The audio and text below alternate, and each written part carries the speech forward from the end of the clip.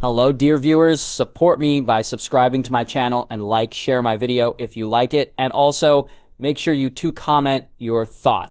Now let's start the video. As Damon and Rosalie continued to walk up the steep path, leading atop the highest peak that was in their immediate view hand in hand, and a smile on both of their face, clearly enjoying each other's company even if currently nothing is being said between the two of them, until Rosalie speaks. Damon, now that I think about it, we have only talked about my past. What about you? What were you doing before you came to Forks? I assure you, darling, it was nothing interesting, but if you want to know, I'll tell you, before coming to Forks, I lived by myself, not really staying in one place too long before I moved to Phoenix a year ago and started going to school. Then Jack and his little group interrupted my life, and now here we are. See, as I already told you, not really interesting, said Damon, as he made up a story on the spot, then turned to look at her as he was leading the way. You left out some key information like how did you provide for yourself after your parent died, and when exactly did you find out you were a werewolf, says Rosalie.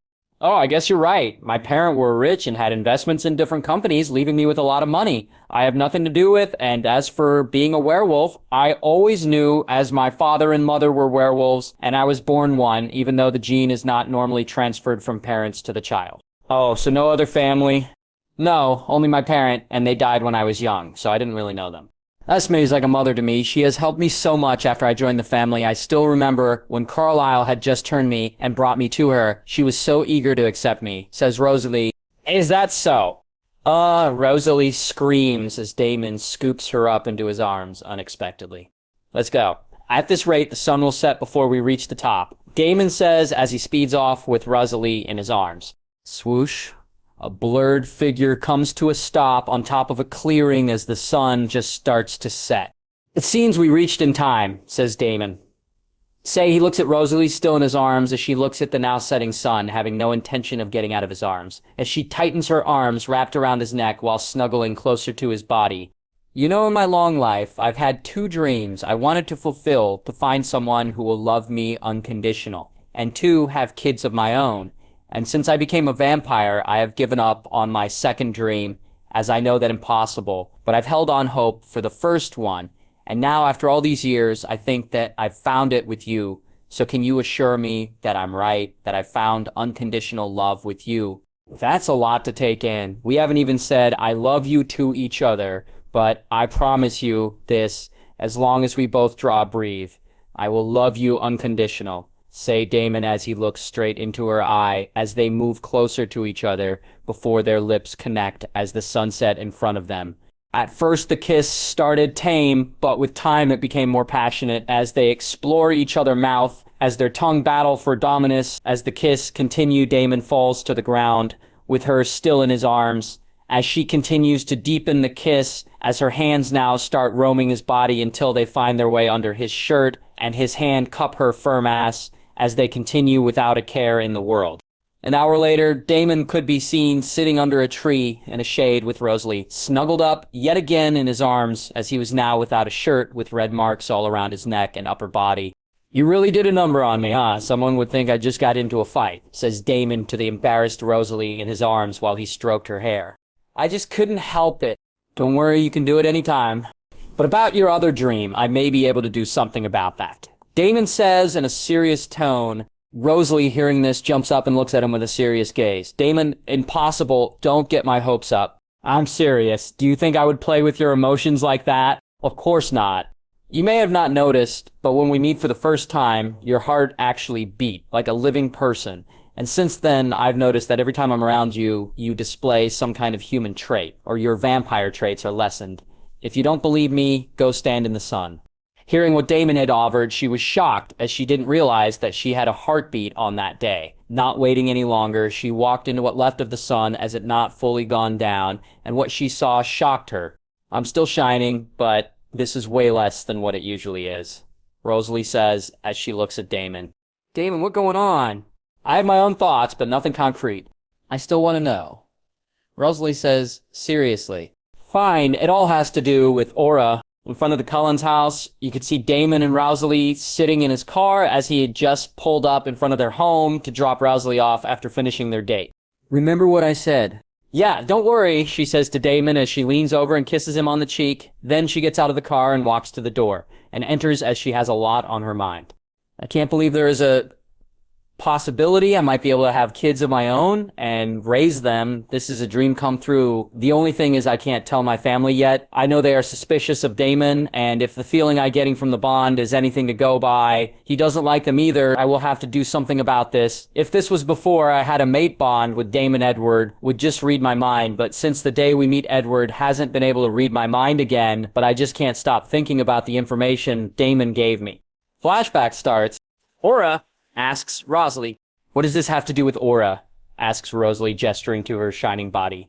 Well, everything. I don't know how much you know about how vampires acquire gifts upon being turned, but Carlisle should have told you what he knows. He did. He said that all gifts granted to the vampires who acquire them after being turned all use Aura as a means to make it happen, and that the mate also uses Aura to find a suitable partner for the person, but that was all he knew. Well, that far from all are, in simple terms, in your life or life force. No living thing existing in the world does not have aura. Anmo truly dead being has it, meaning in simple terms, you are not truly dead since you have aura. Seeing Rosalie so shocked, he continued, knowing she would still be listening. Look at it like this. To become a vampire, you have to survive the bite, meaning you are still alive and not some undead being. What has happened to your body is some kind of transformation that is most likely incomplete. What do you mean my transformation is incomplete? Asks Rosalie. Simply put, vampires are just an advancement of humans made by witches who somehow gain the ability to manipulate aura, answers Damon. That still doesn't tell me how the transformation is incomplete. Well, simply put, vampires currently have many shortcomings that should not be left in an advancement created by witches who were well known to be perfectionists. The only explanations I come up with was they were unable to control the amount of aura they needed to carry the original vampire to a complete transformation, or the first vampire was a complete being in their eyes, but it was unable to turn others into a prefect vampire like him or herself. And the witches could not either, thus leading to the creation of today's vampires, and hence me saying your transformation is incomplete. Rosalie just stared at him, unable to refute him or agree with his thoughts on the matter, as both explanations Damon offered were hard to accept. Let's just say what you're saying is true. How am I changing from being around you? That is also simple to explain. Let's say a baby is born with 1 unit of aura from a scale of 1 to 10 unit of aura, and at adulthood, they would have anyway from 6 to 10, depending on illness, lifestyle, and whatever other factor, you would have about 60, and I would have at least 8,000 or more. And for further argument sake, say a prefect vampire would have 500. Normally, there would be no way for a vampire to complete its transformation, as they would not be able to absorb or control aura, and even if they had the ability to, adding aura to your body that is not compatible with your own would kill you. But using the mate bond you already have, someone you are compatible with, but vampire can't control their aura to absorb from their mate, and even if they could, would they, as absorbing their mate's aura, would certainly kill their mate. But because I have so much and it's leaking out of my body when you're close to me, it goes into yours and merges with your own. It is a slow process, but when it finishes and you become a perfect vampire, all of the shortcomings you have now will be no more, meaning your body will function normally, giving you the opportunity to have kids if we want. Is this dangerous or harmful to you? Rosalie asks, as she now grabs Damon's face, forcing him to look her in the eyes as he answers. No, it's not. As I said, the amount you need to complete your transformation is negligible to the amount that I have, and any that merges with you will just be regenerated, so I won't get weaker or anything. Okay, do you know how long it would take? Asked Rosalie. I have no idea, to be honest. It could be days or years, but there is no need to rush after all. Neither of us is going anywhere. Let's stop talking about this for now, and just enjoy each other's company. Sure. After that, Damon and Rosalie spent the rest of the evening talking and learning things about each other. As she was snuggled up in his arms, and as the night came in and darkness replaced the sunlight, they decided it was time for things to end as they made their way back to the car and headed to the Cullens' house. Since finding out being near Damon would make her turn into a perfect vampire, And the more time she spent with him, the quicker it would be Rosalie has used every opportunity she has to spend time with Damon. And as she did so, she underwent some minor changes. Her strength and speed has increased, but not to the extent that it was noticeable. Her skin in the sun sparkles even less now, but it still sparkles, and as her family would notice her shining less in the sun, she has avoided going hunting with them, as that is another thing that has changed. Her thirst has reduced drastically. Now she yet again waiting for Damon to pick her up for school, even though she spends the night snuggled up in his arms in his house, then runs back to the Cullens' house in the morning. Of course, the family knew of this and tried to stop her, but she didn't heed their warnings. V-room. The sound of Damon's car pulls her from her thoughts as she walks to the car as Damon exits and opens the door for her to enter, before getting back in himself and driving off to school. So, do you feel anything different? Not really. I know my skin shining in the sun is getting dimmer, but other than that, I'm not really sure. I thought I was getting faster, but that could just be my mind playing tricks on me, she answers in a sad voice. Don't be sad. You already know it would take some time, and it's not like we're ready for kids now, right? Silence. All he felt was Rosalie staring at him as daring him to repeat that sentence. I kind of forgot how long this has been your dream. So, what are you saying? I'm old, asks Rosalie. Well, I didn't mean it like that. I just meant you've had longer realizing what he was going to say and how it would just put him in a deeper hole. Damon just stops talking. While Damon continued driving, he heard a soft voice, so soft, if he didn't have increased hearing, he wouldn't hear it even though they were so close to each other. I'm sorry, says Rosalie. It's okay, hun. You never have to apologize to me. It's just lately I've been having these mood swings, and I don't know why. Hearing this, Damon didn't think much of it, as he just assured her everything was okay. I've been thinking of something like, if what I said was true, and they're already a perfect vampire out there, where is he? Asks Damon. Actually, I've been thinking of that as well. Let's just hope he's already dead, if there was even one, or it was the first option of the witches were unable to create one in the first place. Okay. But something has been bothering Damon since he came up with this theory.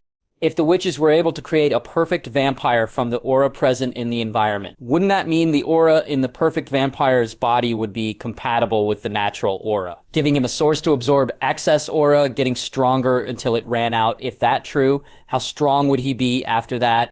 Babe, we've arrived. Hearing Rosalie's voice, he snaps out of his thoughts as he pulled into school. They both managed to get a glimpse of Edward and Bella walking into the woods together. Seems like she found out, says Damon. Well, after what happened, I didn't expect it to be long before she found out, says Rosalie. But the poor girl chose to confront him in the forest alone. Not really the smartest choice. Well, she never claimed to be the smartest, says Rosalie, with Bella and Edward. As they walk through the woods, Bella speaks. You're impossibly fast and strong. Your skin is pale white, ice cold, your eyes change color, and sometimes you speak like you're from a different time, says Bella. How old are you? 17, answers Edward. How long have you been 17? A while. Still facing away from him, she announces, I know what you are. Then say it. Out loud. Vampire, vampire, she says as she turns and looks at him. Are you afraid? No. Then ask the most basic question. What do we eat? You won't hurt me. Bella answers. As Bella and Edward had their confrontation in the forest, Damon and Rosalie currently talking inside Damon's car. So what's your family gonna do now? Turn her... I don't know. Well, they better think of something fast, because something tells me this is gonna get worse really soon. Doesn't your Volturi have rules against this kind of thing? Of course they do. Alright, I'll bet you this whole situation is gonna keep getting worse when they could have solved it easily. And watch how they treat Edward's mate compared to me. Damon. Rosalie, I've never hidden the fact that I don't particularly like your family. And after watching the series of events that is to come, I know you won't either. I am not forcing you, just watch what's going to happen and decide if they would do the same for you. Okay, I don't want to be here today. Let's leave. Not having to say it twice, Damon drives out of the parking lot, carrying her back to his house where they can snuggle with each other for the whole day. And as night comes in, she goes home, since Alice had called saying they had a meeting, no doubt about Bella. At the Cullens, so you told her she already knew, but you confirmed it. What if she tells someone? She won't.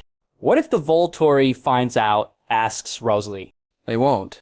You're willing to risk it for the human girl, or should I say for Edward, possibly all of our lives. That's great, Rosalie says, as she turns and leaves, going into her room. Leaving the rest of the family looking at Carlisle.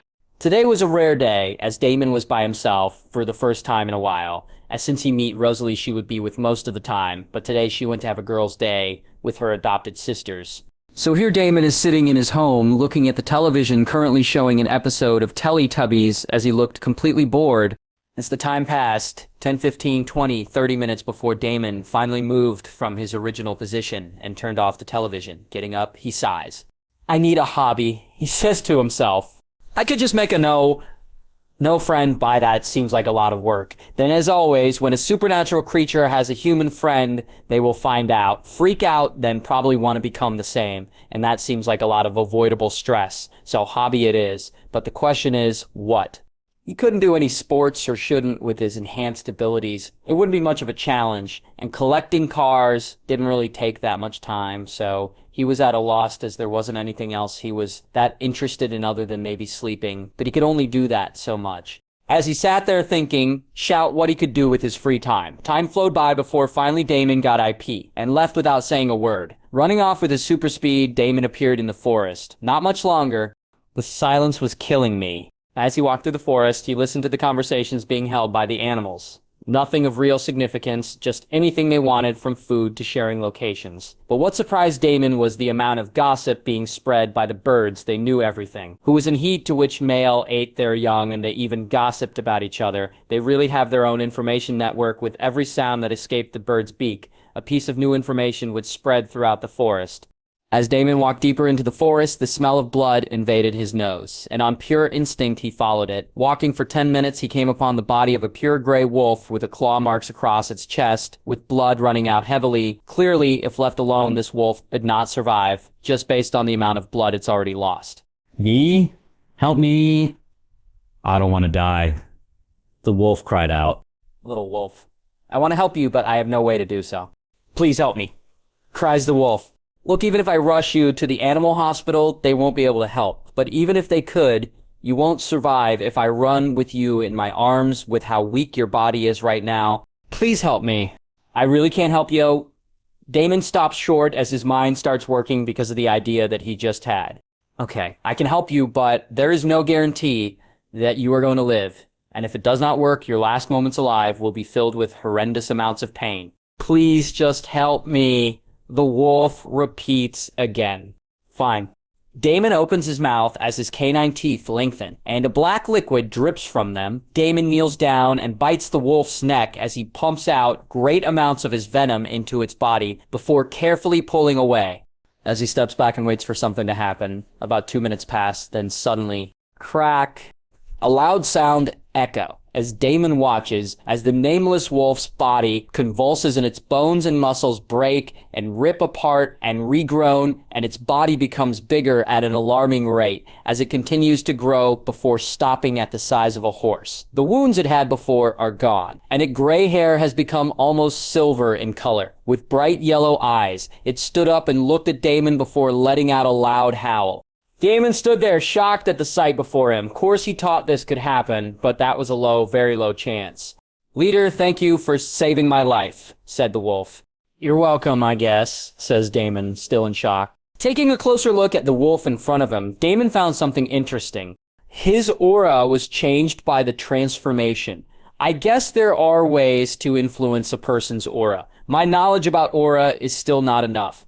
It would seem, but the most interesting thing is my aura is also present in his. From what I see, it's acting like a mark. Also, from what I can see, it's also influencing his emotions, just a little, while also implanting loyalty in his mind. May I ask, Leader, what did you do to me? I feel stronger and I am also much bigger now. To put it simply, I bit you and injected my venom into your body along with some of my aura in an attempt to save you, and it worked. So can you change your height, maybe to about this? Says Damon, showing him the height of a normal dog. Of course, Leader, says the wolf as he starts to become smaller. I'm guessing you want to follow me now. Of course, Leader. That's fine, but quit the leader stuff if you want to come with me. We will be friends. My name is Damon. What's yours? Okay, Leo, I mean Damon is for a name, I don't have one. How about Max? That fine, Damon. Alright then, Max. Let's head back to my house. Rosalie should be done by now. The only problem is, how am I going to explain you to her? Well, we'll figure it out. Let's go! You think you can keep up? asked Damon as he speeds off with Max trailing behind him. So let me get this straight. You were bored, so you went to the forest. Am I right so far? Yeah. Okay, so tell me, how does that lead to you now having a talking dog for a friend? Mistress, I am a wolf, not a dog. Max, you're not helping. After I went to the forest, meet Max dying, and he asked me for help, and I did. It really simple, actually. I get all that, but how did you help him if he was dying? Can you heal others? Of course I can't. Or at least I think I can't. Anyway, that's not the point. The point is that to help him, I bite him and injected him with my venom as vampires do, and this is the effect it had. Made him stronger, faster, and all around better, and apparently able to talk the human language. Did you know this was going to happen when you bite him? Not a clue. This was the first and probably the last time I am going to bite someone or something. Fine. I really hope so. And please, start thinking of the consequences of your actions. After all, what would you have done if you created something you couldn't control? Hearing this, Damon knew she was right. Maybe because he already knew he was the strongest being living on the planet. He had gotten a little arrogant and was acting without thinking. And that not good, even if he is the strongest living thing alive, because of one stupid mistake, could cost him something or someone he cares for. I know you worry. I promise you this kind of behavior will be less frequent from now on, says Damon to Rosalie. Thank you. How was your girl's day? It was alright, but apparently Edward is bringing the human to the house tomorrow. Well, have fun with that. Unfortunately, I can't make it. I will be sleeping all day tomorrow. Driving on a road in the forest, coming up at the house, you could see Damon and Rosalie in the car as they drove towards the Cullens' home. And of course, Damon didn't want to be here, but for all his stubbornness, all it took was for Rosalie to say please, and he caved. Now here he is, probably going to spend most of his day with a house full of walking disco balls. It won't be that bad, Rosalie says to Damon as he pulls up to the house. Well, we will see. As they exited, they spotted Edward's car was already there. Seems they're already here. Guess we are a little late, huh? Says Damon. I can smell her inside. She doesn't smell as appetizing as I remembered. That is to be expected. Let's go. The inside, before Damon arrived, the rest of the Cullen family was inside, around the table as they watched Bella eat. It seemed she did not eat before coming, and without Rosalie, there was no one to bring up the point of her endangering the family. So you guys are vegetarians. Does that make you much different from other vampires? Asked Bella. Well, not really. The only difference would be our eye, as vampires who drink human blood have red eyes. But there is a different way some of us are different from each other, and that is the gift some of us get after the transformation. Like Alice has the ability to see the future, and Jasper can feel other emotions and manipulate them. And I'm sure you already know that Edward can read minds, says Carlisle. Yeah, I know. I have been meaning to ask, where is Rosalie? Hearing this question, they looked at Carlisle as he sighed.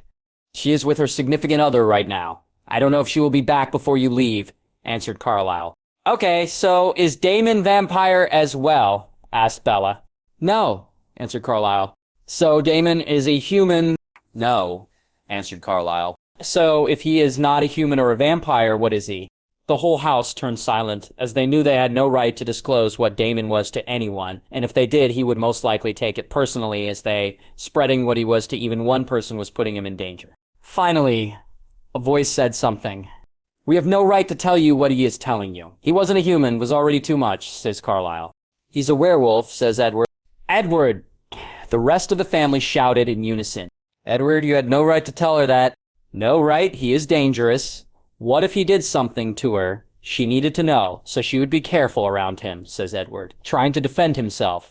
You had no right, shouted Carlisle, showing that he was truly angry, surprising everyone present. Edward, can't you think about what would happen if he decided to spread the word about us being vampires around, or just took out his anger on us directly? Can we do anything after the strength he has shown? You may have made an enemy for this family, one we desperately needed as an ally. I think we should just tell him the truth. If he finds out some other way, his anger will defiantly be more than if we had told him, said Alice. Do you really think that would really work? Alice asks, it's the best choice we have.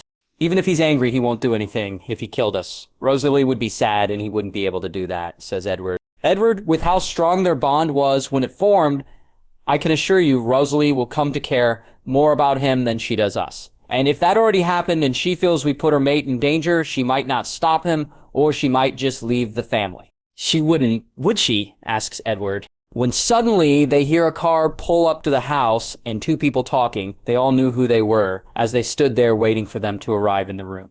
As Damon and Rosalie entered the dining room, they both noticed how the rest of the Cullen family looked a little tense and uncomfortable, but at that moment, Damon didn't think much of it, as he just thought that after that look he gave them, they might be little afraid of him. He would have said some about it, but Bella was here and she didn't know what he was, and he intended to keep it that way for a while, as he saw no reason to go around broadcasting what he was. So you guys started eating without us.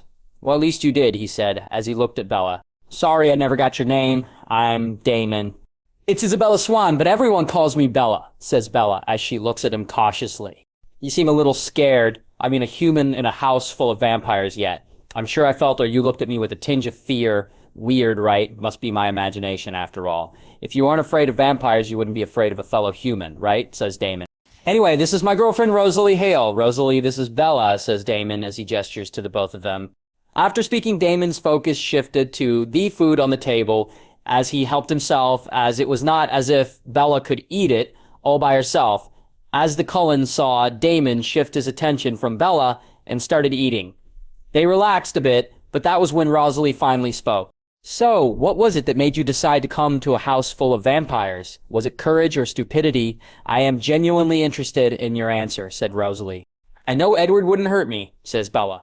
Well, that takes care of Edward. What about the rest of us? Were you sure we wouldn't hurt you as well? Because if you are, I have to say you have more faith in us than we do when it comes to that, says Rosalie. All right, Rosalie, let's sit and have a proper conversation, says Carlisle.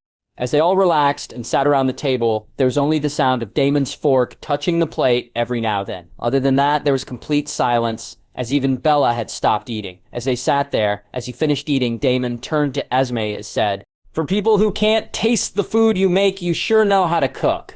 Thank you for the compliment. If you like, it's no trouble for me to make something for you when you like. It would give me an excuse to use the kitchen. I'll think about it now. Shouldn't this be more lively? Just sitting here in this quiet can't be any fun for Bella, says Damon. I'm fine.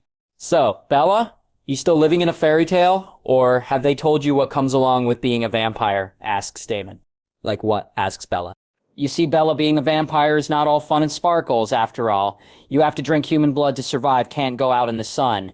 And you outlive all your family, watching all of them die, and you can't have kids. I mean, the benefits might outweigh the downsides, but it all depends on who's looking at it and what they value, says Damon. Maybe right now you're just entranced by the prospect of being something other than human, but think it through before making a decision.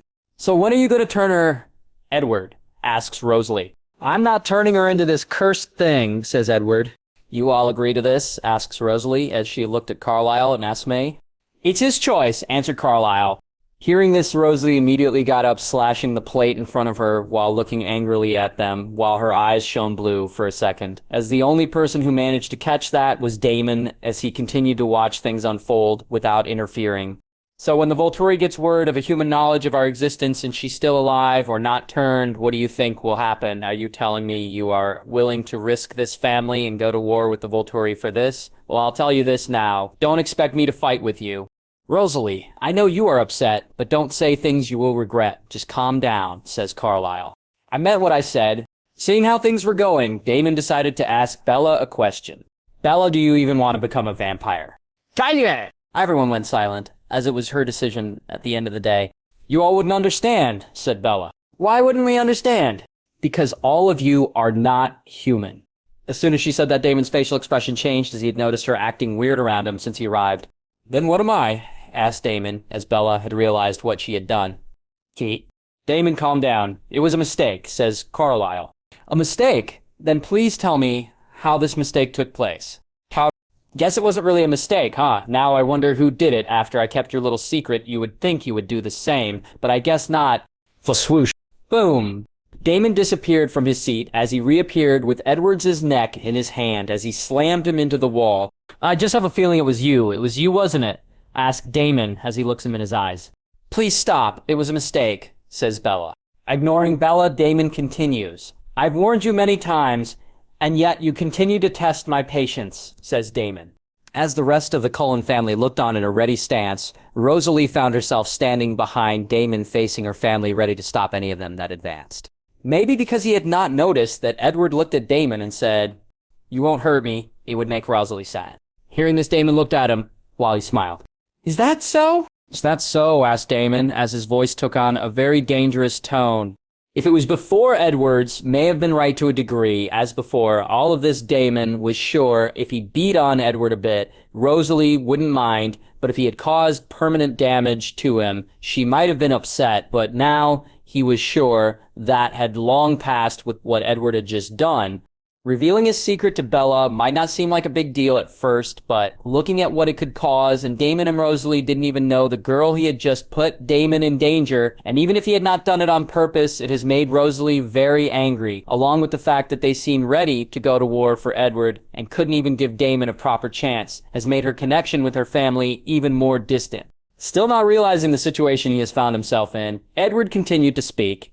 "Of course it is. We have been a family for many years. She wouldn't abandon us for you," said Edward, as every word he spoke angered Rosalie, as Damon felt her change in emotion through their bond. Crack. Crack.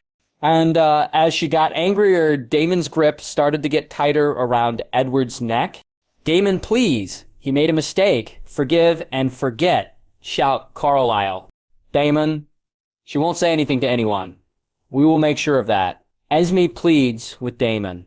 "Please, Damon, it was an honest mistake," pleaded the rest of the Cullens. But Damon ignored their pleads, as his nails on his other hand began to lengthen and make their way towards Edward's neck. As they dripped a black liquid, all of the Cullens could feel their bodies freeze up in fear, as Damon's nails dripped with his venom. Seeing the end of Edward's life approaching, and Damon not responding to their pleads, they turned to their last hope, Rosalie. "Rosalie, are you really going to stand there and watch him kill Edward?" asks Carlisle as he looked at her in the eyes. "Why shouldn't I? He put Damon in danger, and by extension, he put me in danger, and most importantly, he put our happiness in danger," said Rosalie, as she stared right back at him without any fluctuation in her emotions. "What have you become? Rosalie, you were always cold, but you never would have let this happen to someone you care for. When did you become this cruel?" asked Jasper, as he had felt no change in her emotions when she answered. "I have never become cruel. I am just doing what anyone would do to protect the person that they love, and would do anything for me," answered Rosalie. As she answered, they could not say anything and just stared at her until they heard Edward shout, "Stop already, Rosie." "Say something," shouted Edward. Rosalie continued to ignore the pleads as she kept her eyes on her family, ready to stop any of them that were stupid enough to approach, when suddenly a voice invades her ears. "Rosalie, please, even if you don't feel anything for us now, remember you used to at one point, and throughout the years, this family has done a lot for you. Carlisle turned you, making you able to get your revenge on those who wronged you. We treated you as a member of the family for all these years, providing you with a place to be yourself and people to spend your new life with, and most importantly, if Carlisle hadn't turned you, you would have died and never met Damon, the love of your life. So please, for everything we have been through, I am not saying he does not deserve some punishment. All I'm saying is, at least tell Damon not to kill him. I beg you," says Alice, as her statement was finally able to shake Rosalie's emotions. Hearing what Alice said, Rosalie had to admit everything she said was right, and she did own them for the stuff they did for her. She finally caved. "Fine, but this will be the first and the last time I stop him," said Rosalie. Rosalie spoke to Damon just as his nails were about to enter Edward's neck. "Damon, please don't kill him. I won't love, but some permanent damage should be all right, as long as he doesn't die, right?" asked Damon. And all he got in response was, "Yes," answered Rosalie. As if expecting this response, he retracted his ails as the speed off with Edward in his grasp, leaving the rest of the Cullen family alone, as Rosalie also sped off to Damon's house as she was unable to at them any longer, and this marked the end of the bond between her and the rest of the Cullens. In the forest a little away from the Cullens' house, Damon appeared with Edward. Boom! Damon threw him onto the ground as he appeared standing over him. "Oh, how long have I waited to do this to you? So many chances I gave you, but it looks like your luck has run out," said Damon as he smiled at him. "Please, I am sorry, this won't happen again," says Edward. "Enough talk. I'd rather hear you scream," says Damon. Damon wastes no time as he bends down and grabs hold of Edward's right hand as he pulls it right out of its socket and off of Edward's body. A jarvis pain-filled scream filled the forest as he rolls around on the ground before. "Damn, Damon's foot slams down onto Edward's chest, stopping him from moving. Now, don't overreact. It's only an arm. I'll give that reaction a 3 out of 10. You need to do better, says Damon as he playfully swings Edward's arm around. This continued as Damon kept pulling off different body parts of Edward as he continued to rate each reaction while waiting for them to recover. Now Damon could be seen standing over Edward as he looked completely fine, having all his body parts, the only problem being that he was naked. Damon stood there with one of his claws extended, dripping venom. Now for your punishment, which boy part can you live without? Is it this, or maybe this, or even this, says Damonis. He moves his claw from Edward's leg to his eye, then to his penis. Edwards didn't even have the strength to respond as he just lay there. Swish! Damon's claw finally moved as he cut off Edward's right arm, and he will lose it forever as Damon's venom will stop it from healing. Once again, Edward lay there. Not even a sound escaped his lips, but Damon's expression changed to one of dissatisfaction.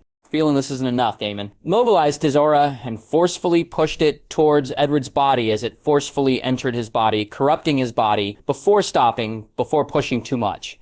This will continue to weaken Edwards as his aura will try to fight off Damon's, and eventually it will win as Damon didn't use enough aura to kill him, but to weaken him for at least a month, and without a hand permanently, and even after expelling Damon's aura, Edward will never be able to recover his full strength, leaving him weaker than any vampire while being in constant pain as his aura will turn chaotic.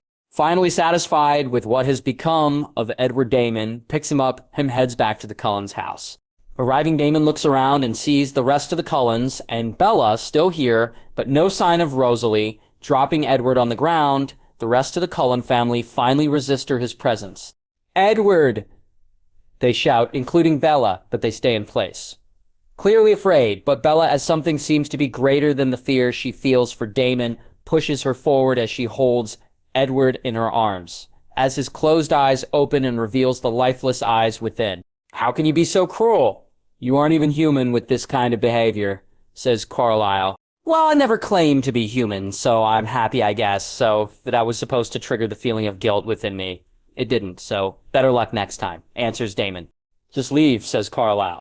I really hope you made the right decision when it comes to this idiot, because all I see is trouble as long as he draws breath, says Damon as he turns to leave, as Carlisle clenches his fist in anger. Damon, thank you for sparing Edward, said Alex.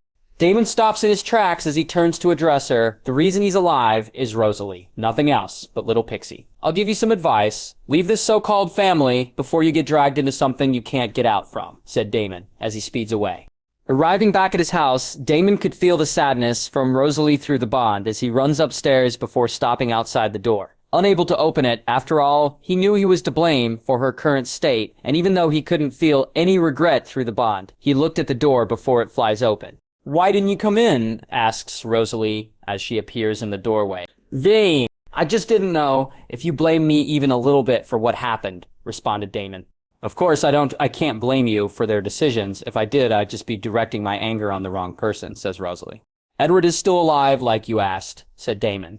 Right now, I don't really care. He could be dead for all I care. Right now, I only told you not to kill him, because like Alice said, I owed them for letting me be able to meet you, said Rosalie. You've been talking to the dog about this, asked Damon. Damon, she's right from what she told me. Those people don't sound like a good pack, a voice said. I'm a wolf, said Max, as he appears beside Rosalie. Of course you are. Hey, go take a run. The adults need to talk for a bit, said Damon. So tell me what you're feeling. Fine. I was feeling bored anyway, said Max as he runs and jumps from the window and disappears. Just sadness and disappointment. I mean, after being with them for so long, you would think they would care more about me than this. But mostly disappointment as they didn't turn out to be the family I thought they were. Baby, you just have to look at it this way. They were there to fill the space in your heart until your real family could come along. They were never meant to be permanent, and your real family has arrived after all. You have me, and Max, don't you? And soon we will have a child, or maybe even children. And that is your real family, says Damon. Do you understand? Yes, answered Rosalie as tears start rolling down her cheek as Damon stares at her in shock. After a couple of minutes, Rosalie finally notices the strange look Damon is giving her as she asks, What's wrong? Asked Rosalie.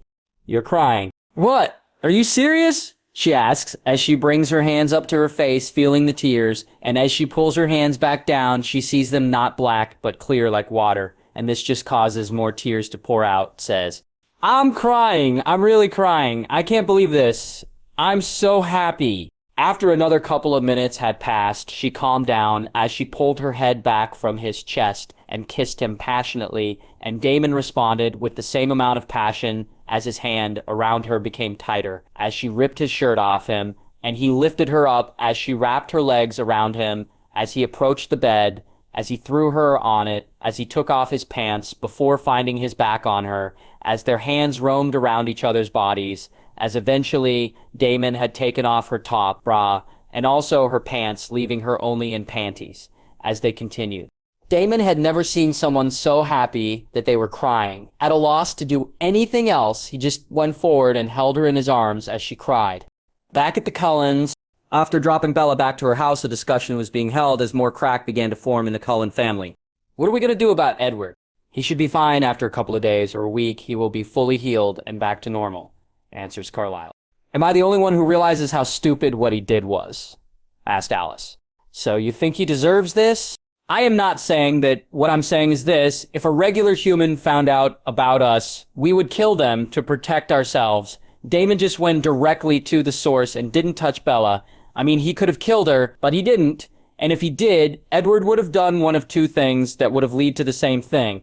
One, go after Damon for revenge, which no surprise would lead to his death. And two, kill himself, as he couldn't live without her, said Alice. No, I didn't. Are you seriously trying to say what he did was all right? 3 weeks later in the forest, as the Cullen family stood in the forest on a forecasted day, they all got into position, all except Edward and Bella. If you would look at how they were standing, one would realize that they were going to play baseball. In the past 3 weeks, Edward had made great progress in healing as he has reached what would be considered his new normal. Bringing the weakest vampire ever while being in constant pain, of course, only strengthens his hatred for Damon. But he has learned to keep that completely hidden, as the fear he had for Damon encompassed everything else. But Bella, after that day, only met Edward again more than a week later, and she had learned the dangers of the world in person, yet she still wanted to become a vampire. She bonded with the rest members of the Cullen family, excusing Rosalie, who after what happened had never come back to talk to the Cullens. But not everything was going well for the Cullens, as there was now a new divide happening as Alice and Jasper questioned some of the choices to be made or were made. Currently, as the Cullens played baseball and Jasper pitched and Carlisle hit the ball far out as Emmett ran out and caught it when suddenly Alice shouts, "Stop! I didn't see them." They all stop. Edward stands immediately at Bella's side. The family instantly gathers at home plate. "They're traveling so quickly," said Alice. "You said they left the county." "They did, but then they heard us and changed their minds," she says, looking at Edward. "Put your hair down," Edward says to Bella. "Like that'll help. I can smell her from across the field," says Jasper, as Edward ignores him and pulls down her hair. "Anyway, I shouldn't have brought you here. I'm so sorry," says Edward to a completely confused Bella, as they have not told her what's happening. The edge of the forest. There's a faint rustle, then James, Victoria, and Laurent emerge from the forest through the fog. As they come closer to the Cullens, Bella sees their bare feet and the red eyes as Laurent hold up the baseball. "I believe this belongs to you," said Laurent. He tosses the ball to Carlisle, casually, and even then, the ball moves at speeds too fast for the human eye to follow. "Thank you," responded Carlisle. "Could you use 3 more players?" asked Lorraine. Carlisle looked hesitant at the question, but he ultimately answered, "Of course." "I'm Laurent, this is Victoria and James. Would you like to bat first?" "I'm afraid your hunting activities have caused something of a mess for us," says Carlisle. "Our apologies. We didn't realize the territory had been claimed." "Yes, we maintain a permanent residence nearby." The 3 newcomers exchange a look of surprise for a moment before looking back at the Cullens. Then Laurent and Victoria take the field while the rest of the Cullens does well, and as they do so, James' eyes land on Edward as he stood in front of Bella without one of his arms, and Edward stares back at him, while Bella stood there also looking at James before Edward turns and pulls her with him. But as they do, a gust of wind blows Bella's scent into James' faces as he looks at her and says, while walking closer, "Looks like you brought lunch." As he said this, he got ready to attack as Edwards also got ready to protect Bella as the rest of the Cullen family came to Edwards' side, and Victoria and Laurent joined James. But Laurent, seeing that they were outnumbered, says, "I can see the game is over. We will take our leave," he says as the other 2 turn and follows them leave after James gives Bella one last look. "Edward, get Bella out of here now," says Carlisle. While that was happening, At Damon's house, you could see him and Max standing nervously outside a door as they waited before the door opened and revealed Rosalie, who looked as beautiful as ever. With one striking change, she now had shining blue eyes. She exited the room, and before she could say anything, Damon says, "So, what the result are you or are you not?" "I am pregnant," she says, in a voice full of happiness as tears run down her cheek.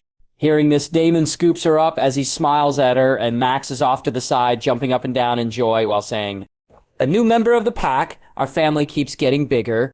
Damon, what are we gonna do? "What do you mean?" "I mean, the two of us are not humans, and we aren't even the same. What kind of child will come from the both of us? What should I eat to make sure our child is healthy, and our child will be both vampire and werewolf? What would that make him or her?" asks Rosalie. "Well, I know for a fact the child will be a vampire. Whether a perfect one like you're becoming or a normal one, I'm not sure. But werewolf are usually created by a bit, was a special case to be born one, so I don't know if our child would be the same. So I think you should drink blood. And not animal blood, but human blood." "Fine, but where are we going to get human blood from other than a hospital? Unless we take from the source, and then we would have to kill to stop them from turning." "I think fresh blood would be best. I will get some criminals that deserve death for you to drink from, and we would need a doctor for when you are ready to give birth. And since we can't go to a human doctor, we'll do it ourselves, just supply enough aura, and I shouldn't die if anything goes wrong." Currently, it was a good day in Forks as the people went about their daily lives, not knowing that two groups of vampires were currently playing a game of cat and mouse, and in a house, the most powerful feature in this world was currently being used as food pickup and delivery. Damon, I'm hungry. A shout echoes throughout the house. Since finding out she was pregnant, Damon caught a criminal from the close's maximum security prison and brought him to Rosalie for her to drink his blood. And of course, she had some reservations, but after finding out what the man did, it was gone. Past day. After finding out Rosalie was pregnant, Damon and Max could be seen running through the forest as they head for Oregon State Penitentiary at a great speed. After traveling for about 3 hours as they didn't run at full speed, they arrived in the distance of the prison. As they looked on at all the building on the outer walls of the prison and its walls, turning to Max, Damon spoke. "Stay here out of sight. I'm going to grab someone and come back," said Damon, as he ran off, making sure to dodge all of the cameras on the surrounding buildings as he approached the walls and jumped over, landing in the yard. He wasted no time and moved at a speed that both cameras and human eyes could never register as he sped to the front of the build and pushed the door and entered. As he entered, he kept moving at the same speed as he found his way in the office. And by luck, a computer was already logged into the prison logs. Damon could only guess that the user would be back sooner rather than later as he hurriedly looked through the list of inmates and their crimes when he finally found someone Rosalie should have no problem killing. Finding the information he needed, Damon immediately left the office as he heard some approaching footsteps. Speeding out of the room, he found the cleaning supply room and decided to stay there until it was yard time, as then would be the easiest way for him to capture the person, as doing it when he would be in his cell would take more time as to not leave any traces. He would have to find the guard that would have the keys, then take it without him noticing, then find the inmate's cell and get him out without anyone seeing the process. Just waiting until he appeared in the yard and grabbing him seemed less annoying. As Damon waited in the cleaning supply room and time barely ticked by, he could whisper, "The thing you do for those you love," whispers Damon as he sighs, but he knew everything was worth it as it was for his love and soon-to-be princess or prince. It didn't matter which, as he would spoil either the same, but maybe a boy would be better, as then he wouldn't have to worry about any boys coming trying to date her. Ring! Finally, after waiting for what felt like ages, the bell signifying yard time finally rang as Damon waited for an extra 20 minutes when he was sure everyone would be outside before speeding out of the room, back to the yard, and as he arrived, he wasted no time looking for his target amongst the crowd, and as he found him, Damon raced towards him and picked him up and jumped over the wall before anyone could see him or register what had happened. As Damon arrived back at the spot he had left Max, he found him there sleeping. "Max, let's head back. I already got what we came for," says Damon, as he held up the inmate for Max to see, but he got a different reaction than he expected. "He smells bad! Get him away!" cried Max, as he jumped up and backed away. "Smells bad?" asked Damon. "I'm not bragging, but my nose should be 1,000,000 times better than yours. Even after your transformation, I don't think he smells that bad." "It's not just him, but that whole place," says Max, as he gestures to the prison with his nose. But this just confuses Damon even more as he was just in the prison. And it didn't smell that bad. It didn't smell particularly good, but not bad either. Hey, what do me and Rosalie smell like to you? Asked Damon. Well, I can't really describe how you smell, but Rosalie smelled weird first, like weird bad, but lately she's starting to smell really nice. Seriously? Asked Damon. Yeah. The only thing that is changing with Rosalie would be her transformation is completing, therefore completing her aura. Is it possible what you are smelling is not a person's physical scent, but the scent their aura carries? How should I know? It's your power. Why shouldn't you know? You transformed me. Why shouldn't you know? Retorted Max, leaving Damon without a way to answer. Awkward silence envelopes the area. Excuse me, what do you want from me? A voice cuts through the silence, catching both of their attention as they turn and look at the inmate that Damon is still holding. Well, someone finally snapped out of their surprise, quicker than I thought you would, said Damon. Thanks, I guess. So what exactly are you? Oh, did you really think I would tell you just 'cause you asked?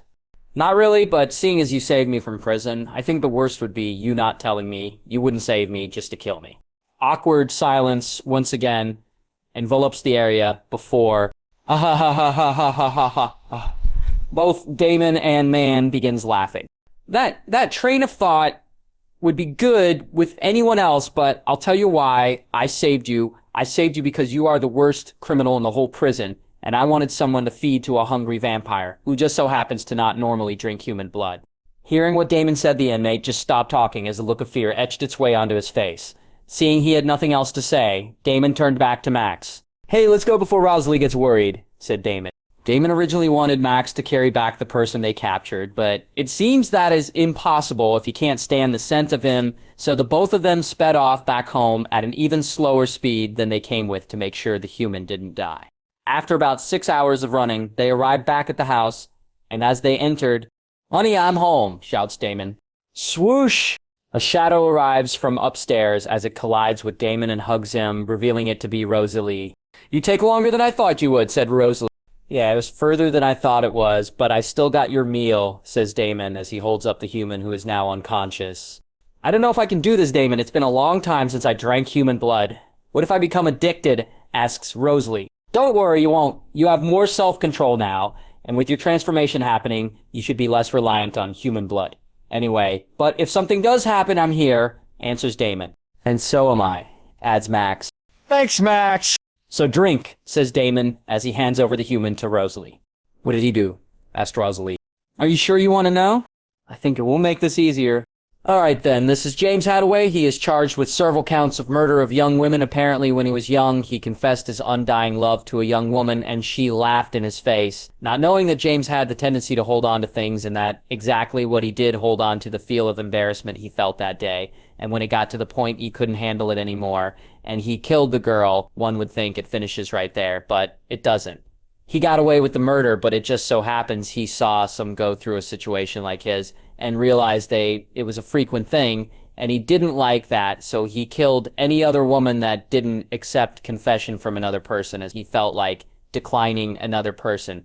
Honest feeling for you was the worst thing you could do in this life. He was eventually caught off a simple mistake, which was his last target was a cop who broke up with her boyfriend. And when he attacked her, she shot him and arrested him. But before his arrest, he killed more than 18 women. If you still can't do it after all that, just think of him as something to make your child stronger and grow properly, said Damon. And needed say nothing else as Rosalie bit into James's neck, drinking all his blood. As Damon stood there and watched, and Max had long gotten bored and left. When she was finished, she dropped his body onto the ground, and Damon wasted no time picking it up and going into the forest to a burning site he had already made, so he just threw James onto the wood already. There, and picked up the gas container to the side and poured all its contents onto the pile before lighting it on fire. Damon stood there and watched the body burn into nothing before he left and headed back to his house to spend the rest of his day sleeping. Flashback ends. Damon, I'm hungry! A shout echoes throughout the house. Currently at the Cullen's house, the side door bursts open as Edward and the Cullens enter, followed by Bella. The lights flip on to reveal a pristine garage, the Volvo, the red BMW, a black Mercedes sedan, an SUV. Everyone but Alice springs into action, opening cupboards, supplies, cell phones, extra batteries, maps, portable GPS units, changes of clothes, cans of gasoline, etc. As they load up the vehicles, "I've had to fight our kind before. We're hard to kill," says Jasper. "But not impossible. We'll tear him up," Edward says. "We'll rip him apart with our hands, then burn the pieces." Emmett!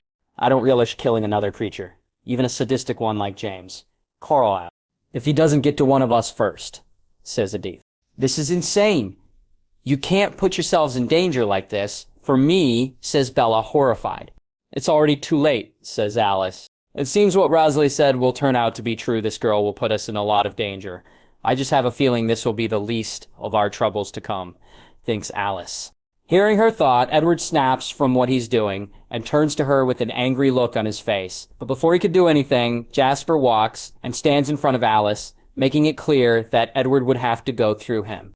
Knowing he can't do anything, Edwards turns back to what he was doing before, as Jasper turns and help Alice, but this little interaction was noticed by everyone in the room, even Bella.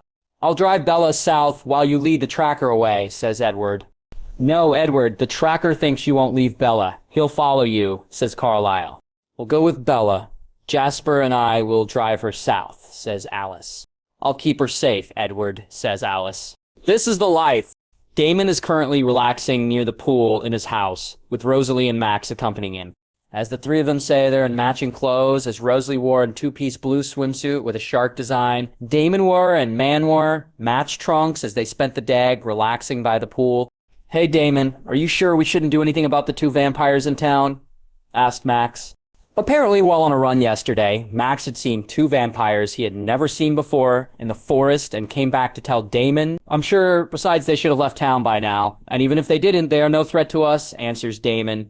"It appears that James and Victoria have started their hunt. I wonder if any of them regrets not leaving yet, but it might be too soon. After all the years they've been together should hold them together a bit longer. But someone will leave. It's just a matter of time, and who will it be? From the looks of it, things are still going like the canon. If so, the Volturi will find out about me when that idiot Edward goes to them to die. It's either they see his missing arm and ask what happened, or they read one of the minds of the others, or even both. Not that it matters, after all. Any of them who comes for me will die." "Damon, you know something about him, right?" asked Rosalie. "Indeed, I do." "Tell me." "Fine, my guess would be they were passing through town and somehow managed to meet the Cullens and Bella was with them, and I think you know how it goes after that," says Damon.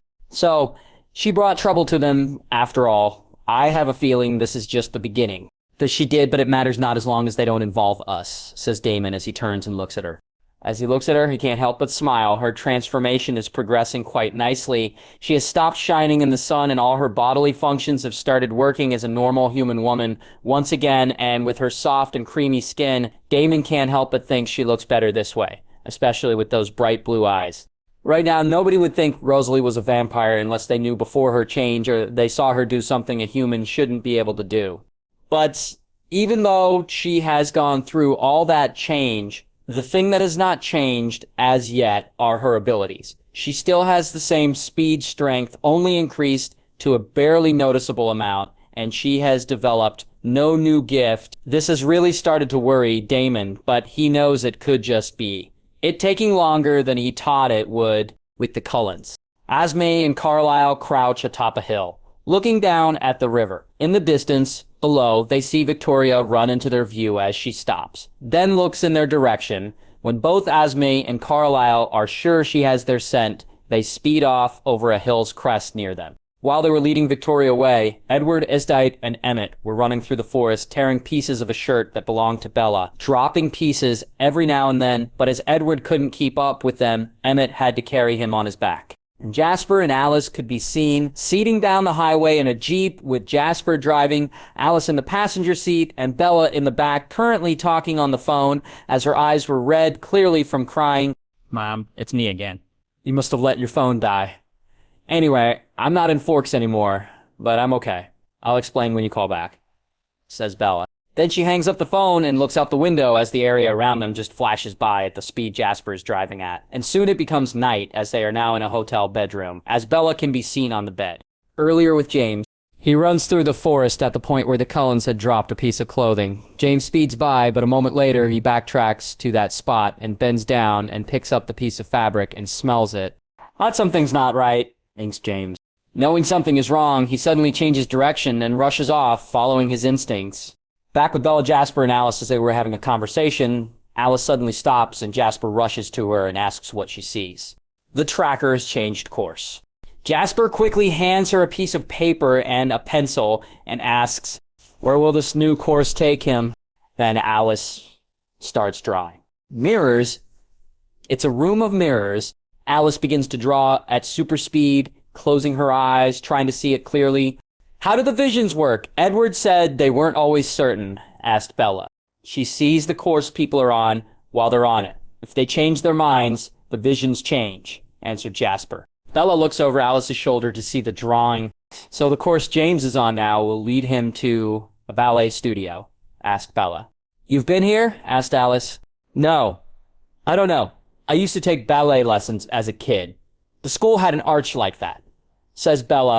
"Was your school here in Phoenix?" "Yeah, around the corner from my house, but I haven't been there in 10 years. Do you have any reason to go now?" "No, hell no. I hated the place." Alice and Jasper share a look, trying to figure this out. Suddenly, Bella jumps as her cell phone rings. She picks it up, sees the caller's ID, and exhales relief. "We are coming to get you. We lost track of James. Victoria is still in Forks Esme, and Estite is guarding your father," says Edward. "This is all my fault. Damon warned me it wasn't all that I thought it was. I should have listened," says Bella. Hearing Bella mention Damon's name had already not sat well with Edward, but her agreeing with just made it worse. And of course, he couldn't take it out on Bella, so all that anger just added to what he was already carrying around for Damon, as he answered Bella in the same tone of voice as before, so she would not notice the change in his emotions.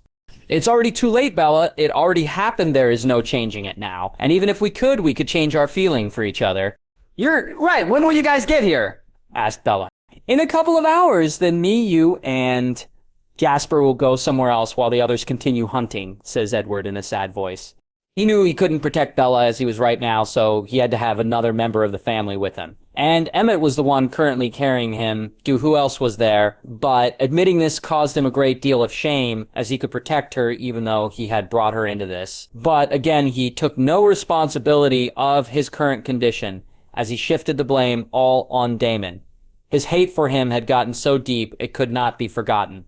Not that he could. After all, after he had experienced it the first time as a vampire, he will always remember that hate for Damon. "Bella, I will protect you from all danger, no matter what it may be. I promise you," says Edward through the phone. Currently, in Forks, Damon and his family were still continuing their time of relaxation, unaware that the Cullens were currently not in Forks and were in fact in a very dangerous situation. They were currently inside the living room when suddenly both Damon and Max jumps to their feet and turn to look towards the forest as Max begins to growl. "You heard it too?" "Yeah. This is very surprising. I'm going to check it out. You stay here and protect Rosalie," says Damon as he speeds off into the forest, as the full moon shines down on the forest. Next day. In the morning, you could see Jasper and Slice loading up the Jeep, getting ready to leave while Bella was still in the room, getting her things together. Ring. Ring. Bella's phone begins to ring as she stops what she was doing and turns to answer it, hoping for it to be Edward, but as she looks at the caller ID, she sees it's her mom. "Mom, I'm so happy you got my keg." Bella, where are you?" "Mom, keep calm. Everything is fine. I'll explain everything," says Bella when she suddenly hears rustling on the other end of the call, and a sound as if Renee had just dropped the phone. "Are you there, Mom? Are you there?" asked Bella, when suddenly a voice that turns her body cold enters her ears from her mother's side of the phone. "Mom isn't here right now, but you can talk to me. I was prepared to wait for you, but your mom came home after receiving a very distressing call from your father, but I guess I can work with this as well," says James as Bella began to tremble in fear. "Your high school doesn't do a good job of protecting their students' previous and current addresses. It wasn't hard for Victoria to find out just one visit to the school." Bella, shouted Renee. "Leave her out of this.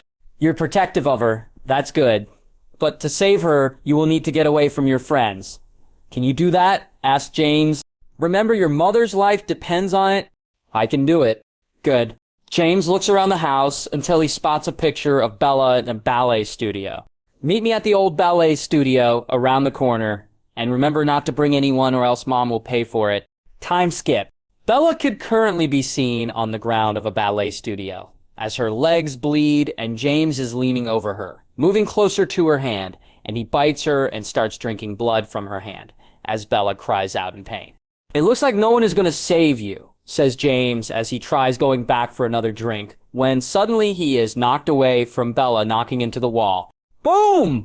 It doesn't take long for James to reorganize himself as he looks at his attacker, as it turns out to be Jasper. You found me first. I'm surprised it wasn't Edward. Seeing no reason to answer and the blood from Bella wounds affecting him, Jasper rushes to James to finish him quickly, but James' bloodlust affects him with his ability to feel other emotions, and as he tries to battle his instincts to drain Bella dry and rushes towards James, who is clear-minded, manages to knock him down and pin down his hands with his legs and grabs hold of Jasper's neck and begins pulling. Crack!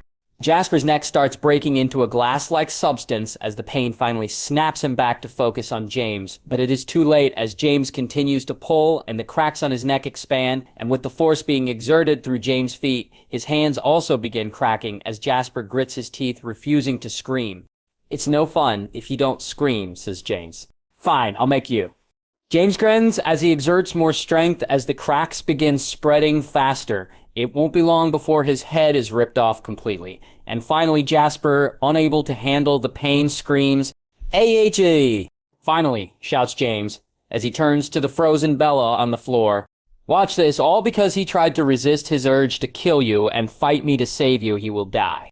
As James is about to rip Jasper's head from his body, he is knocked away once again, but not far. One could clearly tell the newcomer isn't as strong as Jasper. As James is about to rip Jasper's head from his body, he is knocked away once again, but not far. One could clearly tell the newcomer isn't as strong as Jasper. Jasper! Alice shouts as she runs to his side, just to be stopped by an even more excited James. It seems we have more company. I will enjoy ripping you apart in front of each other, says James. Now, which will it be, a hand or a foot, says James. Swash! James speeds towards Alice, reaches for her throat, but she manages to sidestep, barely dodging his attack, then turns to stand in front of the downed Jasper in a protective manner. Isn't that cute? But how long can you last before I catch you, or maybe, says James as he looks at Alice protecting Jasper. But then he vamp speeds to Bella. Seeing James rushing towards Bella, the thought of taking Jasper and leaving did cross her mind, but she promised Edward, so Alice gritted her teeth, and with her mind full of regret, she charged after James. As Alice neared James as he rushed to Bella, James suddenly stops as she has gotten close to him and turned to her and rushes towards her. Alice, of course, reacted quickly and changed direction, but James managed to grab her hand, and with one strong thug, he slammed her into the floor. Boom! Ha ha ha ha ha. This is a really fun situation. Look at the state you both are in to just protect a human. If you had just taken him and left, I wouldn't have even bothered following you, but you had to be the hero.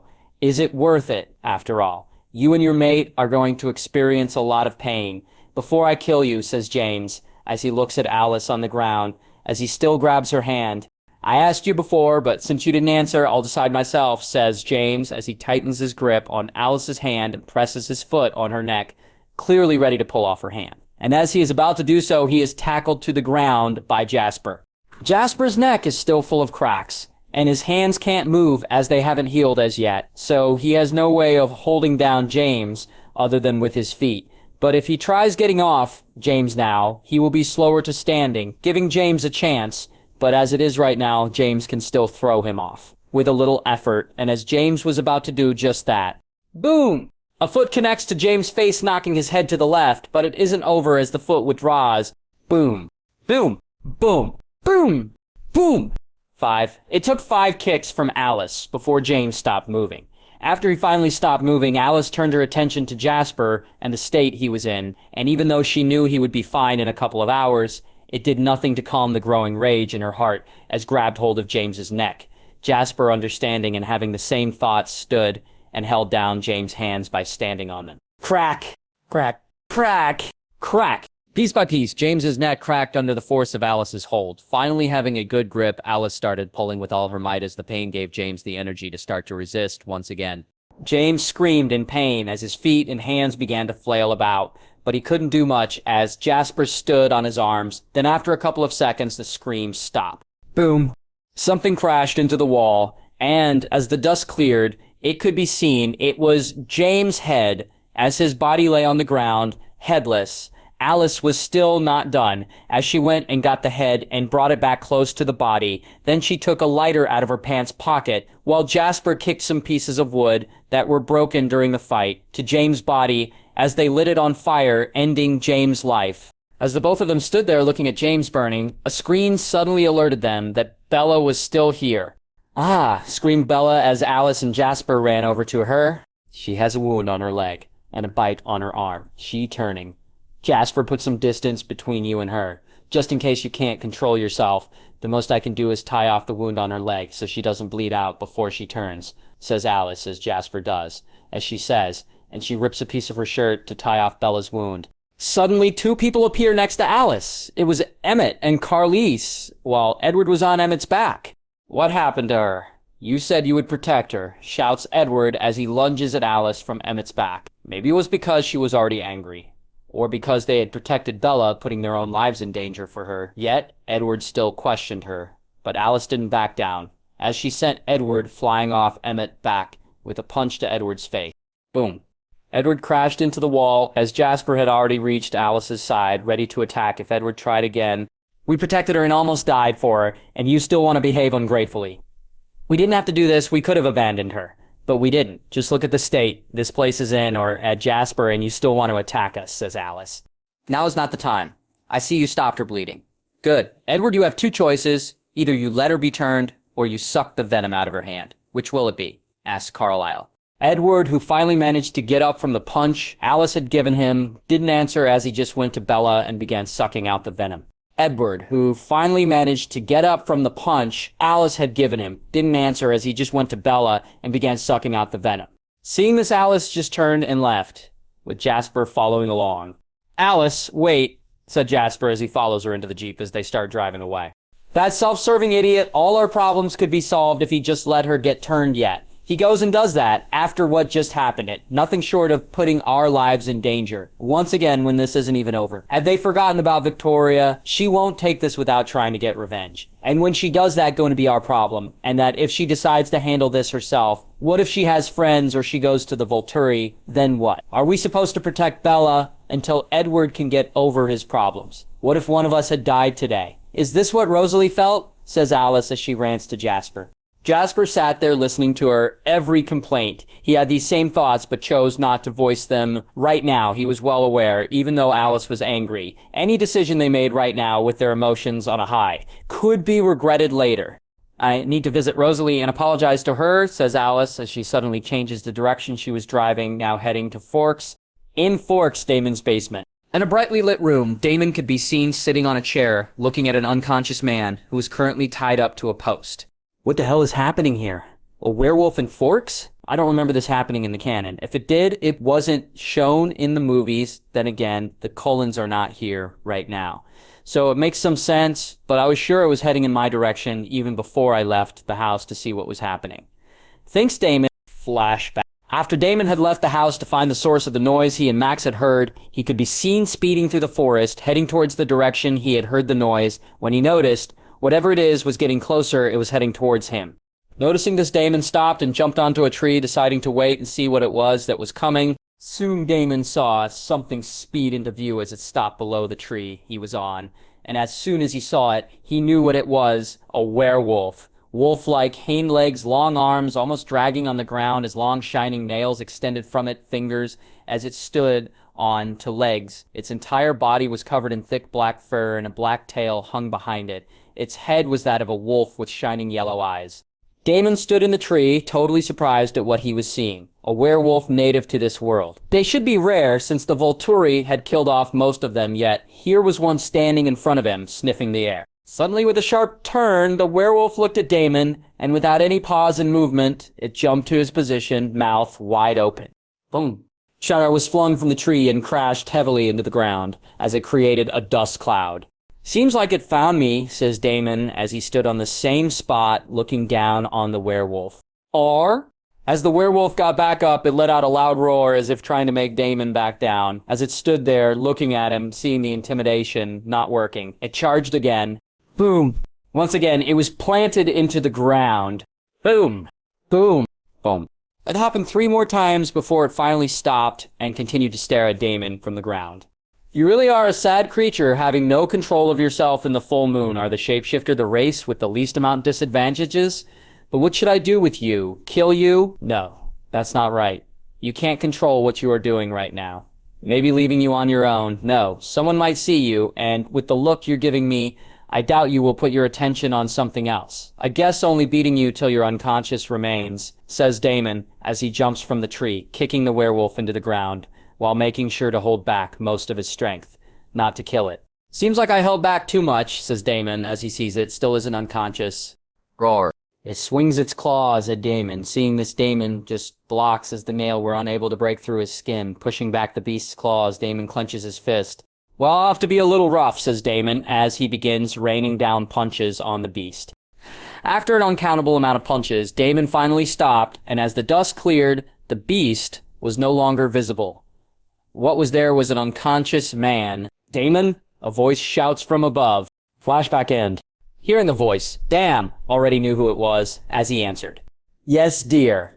He got up and walked out of the basement, upstairs to see Rosalie standing there, with Max standing next to her, with his head down. Seeing this, Damon already knew what happened as he sighs. Damon, where were you, Max? Said something dangerous was in the forest and you went to see what it was. I was worried, said Rosalie, as she jumps into his arms.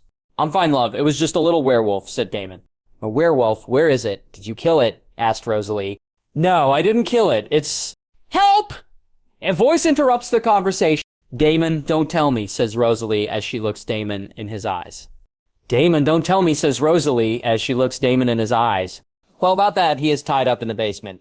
I guess not, but isn't he dangerous? Why did you bring him here in the first place? Asked Rosalie. Well, I couldn't just leave him in the forest after I knocked him out, could I? Asked Damon. Not really with me and Max here. It's not a problem. I am going to go talk to him. You stay up here and relax. You can listen to our conversation if you want, says Damon as he turns and walks back into the basement, leaving Rosalie and Max. Help! On his way down the basement, the voice once again sounds as Damon hears it, runs to the tied up and covers his mouth. Help! One more sound and I snap your neck, says Damon into his ears, as the man body becomes tense as he looks at Damon from the corner of his eyes and nods. My name is Alex Roberts. Please let me go. Good. Answer my question and I'll let you go. First, what is your name? Asked Damon as he removes his hand from the man's mouth and moves to stand in front of him. Good. Now, Alex, what is a werewolf like yourself doing in Forks? Asks Damon. Hearing this question, Alex's expression showed a hint of panic before he hit it swiftly. But Damon still noticed it. Oh, is that so? Well, why don't I believe you? Asked Damon as he walked closer to Alex while his nails extended and he rested. Then on Alex's bare chest, just passing through, said Alex. You see, Alex, I have the feeling that you are lying to me.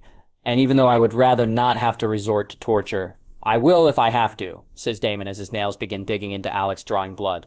But Damon could not shake the feeling something wasn't right, and because of that, he dragged his nails from Alex's neck to his navel, leaving 5 deep cuts running blood like a river. Honestly, I was just passing through. Please believe me, pleaded Alex. Please. I'm just passing through. Why am I not healing? Asked Alex with a voice full of fear. Shh. You could be making so much noise. My girlfriend is trying to relax upstairs. I'll ask you again, why are you here? Asked Damon once again while placing his now bloody nails, inches from his eyes. Ah, screamed Alex in pain. Sigh. Why would I let you heal and you lied again? Then say goodbye to your eyes, said Damon, as his nails start extending to prise into Alex's eyes. Wait, please just stop. I'll tell you, says Alex. Well, get talking. Yes, but I'm here on a mission from the pack to find something. Pack? Aren't werewolves usually by themselves? But, says Damon, in a threatening voice. What? But when I found you in the forest, you clearly had lost it.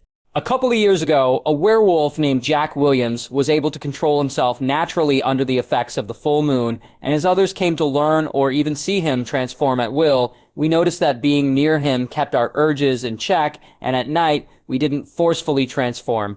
A year and some ago should be when I transformed for the first time, and the other time should be when I had transformed. When those idiots were here, this just sounds like this Jack guy somehow became an alpha and was able to suppress them, but isn't strong enough to control them or completely keep them in check. When they transform, I don't understand how it would work. But aura has to be involved, but I want nothing to do with this. So should I kill this guy? Thinks Damon.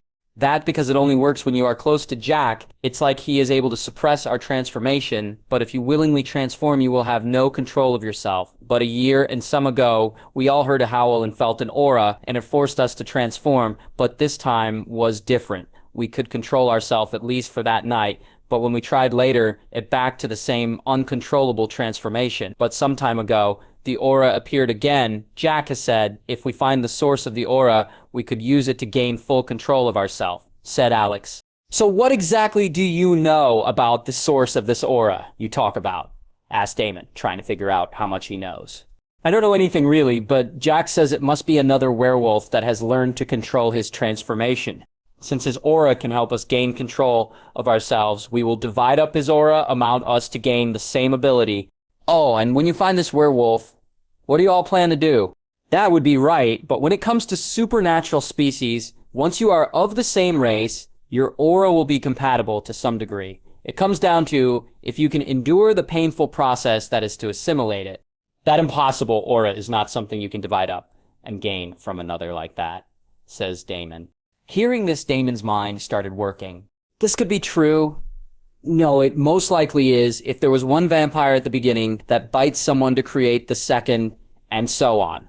All vampires would have a piece of the original vampire aura inside them, making them compatible to some degree with aura, but it should only be faint now with how many vampires have been created. If it is the same for werewolves, that would mean all werewolves are descendants from one, making their aura compatible. Indeed. But this should also be faint. But this does explain how exactly they are going to divide aura. I'm sure no one in this world can manipulate aura anymore.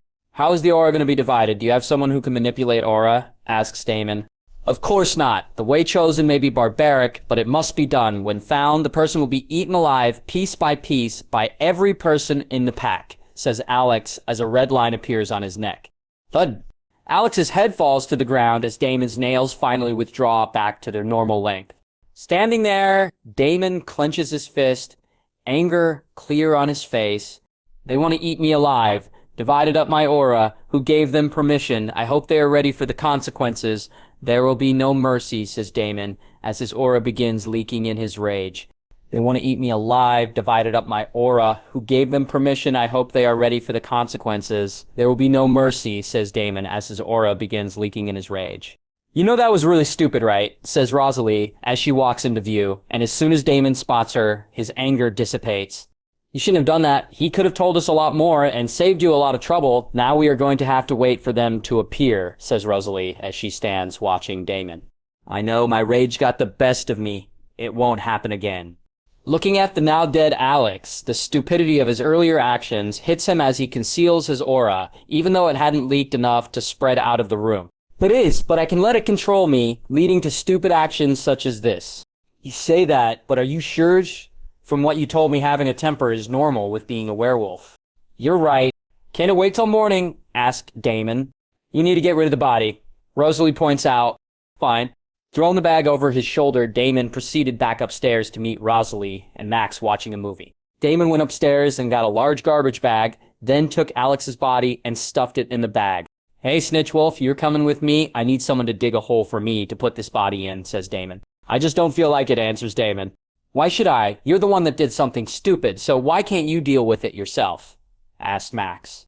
So, who is going to stay to protect Rosalie? Asked Max. Checks, fine, stay, I'll get you back for this later, says Damon, as he speeds off out the house and into the forest. 5 days later, Damon, Rosalie, and Max could be seen in their home relaxing, having a nice day at home, watching television. Looks like we have got company, says Damon, as he turns to look at Rosalie, who currently has her head resting on his shoulder. It seems that way. It's fine, those two are the least stupid of the bunch. They wouldn't come here to cause trouble. Want me to chase them away? Asked Max. Knock. Knock. Knock. Getting up, Damon makes his way to the front door and opens it. Oh, Alice and Jasper, what a surprise, Damon says sarcastically. Hi, Damon, is this a bad time? I would like to Rosalie if I could. Says Alice. Sure, I don't see why not. Just follow me, says Damon, as he turns and walks back into the house with Alice and Jasper following him. As Damon returns, he finds Rosalie still sitting in the same spot he left her in, and just sit next to her as she lays her head back on his shoulder. As Alice and Jasper enter, they sit down on another couch facing Damon and Rosalie. You could hear a pin drop. The room was that silent as Rosalie looked straight at the people she used to call family, and Damon and Max just looked on like it wasn't their business. Alice, on the other hand, was hesitating on what to say. Rosalie, we are sorry for everything that happened, says Alice as she looks at Rosalie. Silence. There was no response. I know you must hate us after what happened, but still Jasper and I are sorry for not trying to help more. We are sorry we tried to keep you from your mate. We are sorry we judged him as quickly as we did. We are sorry we had Edward's happiness before yours. And most of all, we are sorry if we made you feel that we didn't care about you. I know it might be too late, but I would really like if we could be sisters again, says Alice. Once again, after Alice spoke, there was silence as Rosalie looked at her briefly before snuggling closer to Damon. I did hate you all for about a day, but that hate has long since turned into indifference. I see it only the two of you here. I'm guessing something happened that made you realize the truth. What was it? Did one of you almost die protecting the human? Asked Rosalie. Regret and anger immediately appeared on Alice's face. Spotting this, Rosalie continues. Seems I was right, so which one of you was it? The both of us. It was the both of us. Jasper finally speaks. So you say you want to be sisters again? Let me ask you this. If you didn't almost die, would you be here right now? Asked Rosalie. I don't know, but I'm here now asking for forgiveness, said Alice. We both are, added Jasper. Looking at Dakin could feel just temper flaring up as he struggled to keep it in check, as he didn't want to interfere in this conversation. Then he heard, why should Rosalie forgive any of you fake family? She has a real family now. She doesn't need you, shouts Max, as he stands from the side of the couch, where he was watching the conversation from the start. As he starts growing bigger, Crow! A talking dog! Screams Alice. Max, hearing and feeling Rosalie's touch, calmed down. It's all right, Max. Calm down. They can't take your place, says Rosalie as she walks over to him and rubs his head. He's not a dog. He's family, my real family, along with Damon and my baby, says Rosalie with a smile as she rubs her belly. He's not a dog. He's family. My real family, along with Damon and my baby, says Rosalie with a smile as she rubs her belly. Baby? Asked Alice. Yeah, I'm pregnant, so with or without you, I already have a family. One that will never betray or abandon me, says Rosalie. Rosalie, how can you have a baby? You're a vampire, asks Alice. Maybe because of your guilt you haven't looked into my eyes since you came here. Why don't you take a look, says Rosalie.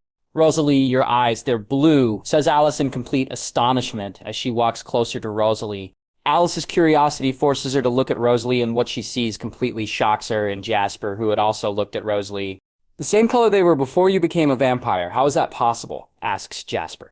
It doesn't matter, you want my forgiveness, right? As you can see, I already have a new family, so with or without you guys, I'm fine. The relationship we had before is gone. If you want, all I can offer you is the start of a new relationship where the past is forgotten, says Rosalie. Rosalie, thank you, thank you, thank you, shouts Alice as she jumps around and hugs Rosalie. It is all well and good. You guys managed to talk out your problems, but what now? Alice and Jasper are going back to the Cullen house, if I am not mistaken, so what exactly is going to happen here? Rosalie may not hate the rest of your family, but she doesn't like them either. How exactly is this new relationship of your going to work? Damon asks, speaking for the first time since the start of the conversation. Damon, we will make it work. I can visit Rosalie as much as I can and spend time with her. It's not like they can stop me from talking to her, says Alice. Fine, but since you two are going to be close again, I'll give you a warning, Alice. Since you just returned to town, there are two things you should look out for. Things aren't as peaceful as they seem. First of all, the shapeshifters have started to phase. They already have 3 or 4 already, with more to come. And secondly, there was a werewolf here a while back. I dealt with it, but that won't be the last one, says Damon as he stands for his seat. Damon, I have no intention of having anything to do with the rest of the Cullen family. The rest of them are clearly too far gone, as you said. Things have turned out as you had expected, says Rosalie. The shapeshifters are to be expected with Victoria still in the area, but a werewolf is a surprise. Do you know why it was here? Asked Jasper. No, I don't. Victoria, is that the vampire who has been running around? You guys have a lot of problems to deal with only more to be added to the plate. She seems smart somehow. She managed to avoid coming too close to my house. Otherwise, she would be dead already, says Damon. Yeah, that's her. We killed her mate, so either we die or she does. There is no in-between, says Jasper. If all of you were there, how did you two almost die? It was only the two of us, and we didn't arrive together when I got there. Jasper was already badly beaten. Alchi spoke sadly. Hearing Damon could already tell things had gone very differently than he expected. Even though he weakened Edward, he didn't expect it would lead to Alice and Jasper almost dying. Scene change. On the top of a large mountain covered in dark clouds, there stands a castle that's just from on look you could tell it was old. How old it didn't matter. What mattered was that it was in perfect condition, as if it was built yesterday. The gates closed and spotless, the gardens well maintained. Nothing seemed out of place. It looked perfect if you ignored the strangeness of it.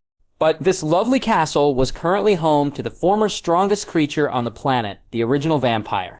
Inside the castle, currently sitting on a throne made of gold, there was a man that looked about 30 years old, with long, silky black hair, black eyes, and sharp facial features. He sat there wearing a black and white suit, looking at the man kneeling before him.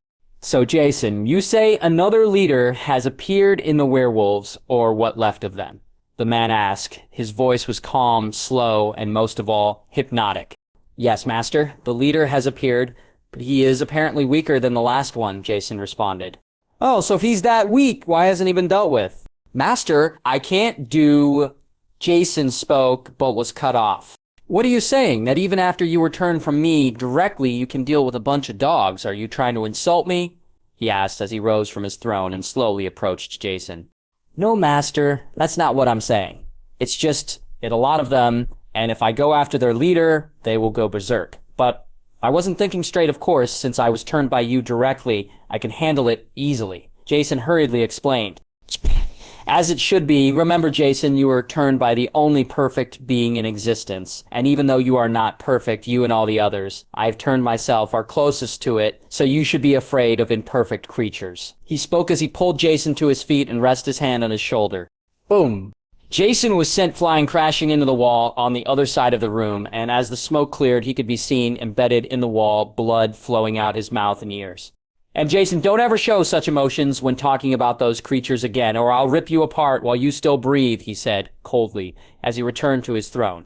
Now leave. Jason, being barely managed to drag his body out of the room, as the blood running out of his body suddenly stopped and started flowing back into him. And he managed to stand when he heard, Jason, I expect them to be dead by Friday. I'm giving you 2 days.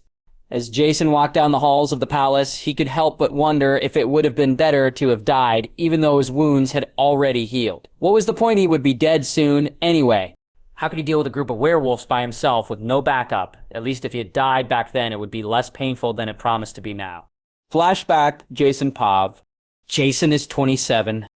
Everything was good. I was living life. I had a high position in a manufacturing company that had me sitting around all day doing very little for a lot of money. I may have had no friends or family, but I had money more than I knew what to do with. And alcohol never failed to be there when I needed it, so I couldn't. No, I shouldn't complain, but I was never satisfied. The fact this would come to an end terrified me to no end. What would happen after I died? Would I just disappear, or would I be punished for the things I have done? God knows I am anything but a saint. But this was a problem that I thought was still far into the future. Until one day I collapsed, and I found out I was dying, apparently. All the drinking had taken its toll on me and my body, and there was nothing to be done. I was going to die. I had 2 years at most. That was when things started going downhill. No drinking, fired from work, and penniless after trying to find a way to save my life. I had hit rock bottom, no money, no alcohol, nothing. Just me and my hopelessness that was slowly but surely making its way to the forefront. A year and a half later, I was now sleeping on the streets, nowhere near the life I once had. That was when it happened. A rumor was spreading about creatures that were immortal and could heal from anything. Vampires? That was the first time I had heard of such creatures. Super speed, strength, and healing, even if they had to drink human blood. It was fine. As long as I lived, everyone else could go to hell. From then on, I clung on to the hope that the rumors provided, no matter how small the chances of them being true were. I had to follow it to the end. It was my only chance at life. An immortal life. Time passed, and my body became weaker and weaker. My life was coming to an end, but I never gave up hope, and maybe that encounter was a blessing, but that thought only lasted for a small while. One night as I was looking for anything that could be what I was looking for, he appeared walking towards red eyes shining in the darkness as he approached. My instinct screamed at me to run, but I knew better what was the point. Wasn't this what I was waiting for? You smell disgusting. You can't even provide me a decent meal. I guess I'll just kill you. Hearing the man speak, I was sure he was a vampire. Pushing down my fear, I spoke. Please, I may not be able to provide you a decent meal, but if you make me like you, I will obey you forever, I said, kneeling to this man. Cain, what are you doing? I heard a new voice. It sounded cold, so dangerous my body refused to move as I tried to look up. Boom. Master, I didn't know you were here, Cain said as he was now also kneeling on the ground. You said you want to become like Cain? Very well, I will bless you with a bite from me, but it comes with a request. It's simple. All you have to do is light this city on fire. I will do anything, I answered, not even thinking of what was asked of me. Perfect. That was all I heard before. It happened. A bite then, there was only pain. It was indescribably unable to scream, to move, laid there, fighting to stay awake, to stay alive. Remember, if I don't see this city on fire in the next hour, I will come back and kill you. Left with no other choice, when I was finally able to move, only 20 minutes left before I would be killed, I ran to the factory where there were many flammable liquids, and one by one, I moved them throughout the city. One by one until out of 100 that was there before, only 10 were left in the factory. I lit the remaining ones before spinning off to do the same to the others. Boom! Boom! Boom! One after the other, numerous explosions could be heard throughout the city. It wasn't long before most of the city was on fire. See, no choice. I ran out of the city, only to meet Cain and another man. Even after being made a vampire, this man gave me an unparalleled feeling of fear. You really did it. I thought you would try to run. The man spoke. Why? Why did you want it done? I asked. It's simple. The people weren't perfect. They deserved to die for appearing before my eyes. Listen closely. I'm sure you can hear it if you stop blocking it out, he said, with a smile. I wasn't sure what he was talking about, but as I looked back at the burning city, it hit me, all the screams of pain, the crying. It finally hit me what I had done. How could I kill so many people? No, it wasn't me, it was him. He controlled me. I was too weak to fight back. All these deaths are on his hands. I will avenge them. I may be weak now, but if I continue to live one day, I will bring vengeance to them. Jason Pouvienne. And so years passed after Jason had convinced himself he was controlled to do what he did.